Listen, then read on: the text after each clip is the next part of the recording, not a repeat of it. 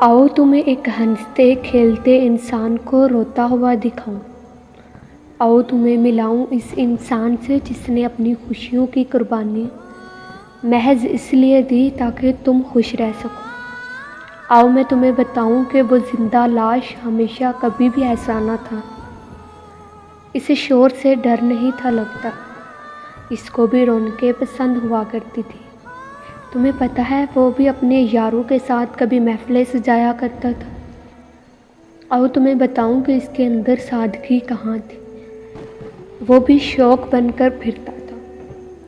एक वक्त था उसे भी ज़माने के नए रिवाज नई रस्में दिल को तस्कीन पहुँचाया करती थी। वो भी आवारगी पसंद हुआ करता था। दोस्तों के साथ बाइकिंग, लॉन्ग ड्राइव, रातों को लेट घर वापस आना, घर वालों के ताने, गुस्से और तलख लहजों का वो भी आदी था। आओ तुम्हें मिलाऊं इस शख्स से जिसकी ज़िंदगी कभी यूँ थी कि जैसे एंजॉय करना तो इसके बाद किसी को आता ही ना हो। मगर एक दिन अचानक ही एक बदलाव आया। एक बेतरतीबी ने इसकी ज़िंदगी को बदल के रख दी। हादसा कह लो या फिर दूसरी राह कह लो।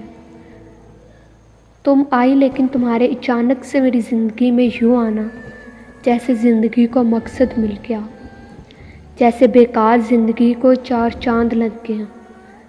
इसने शोर शराबे से जान छुड़ा ली, दोस्तों यारों को वक्त देना छोड़ दिया, खुद को सुपुर्द तुम्हारे कर दिया। जैसे इसकी आँखों की पट्टी तुम बन गई। बहुत मुश्किल होता है आसानियाँ छोड़ना। हाँ, मैंने छोड़ दी थी। मैंने खुद को इस ढांचे में ढाल लिया था कि जैसे रंग तुझे पसंद मैं वैसा पहन। जो तुम चाहो मैं वो खाऊं, जो तुम कहो मैं वो ओढ़ूं। जिस राह पर तुम कहो इस राह पे चल, जब कहो तब जागूं, जब कहो तब सो।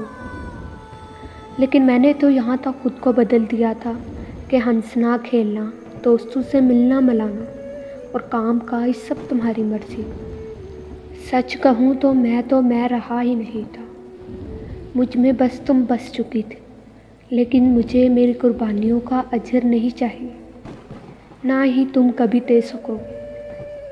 इतना कीजिए कि किसी और को तन्हाइयों में मत धकेलना। कैद में फड़फड़ाने वाले पंछी आज़ादी के लिए कम तड़पते हैं। इनकी ज़्यादा तड़प का मतलब ये होता है कि इनके सामने किसी और का वो हाल ना हो जो इनका हो चुका है।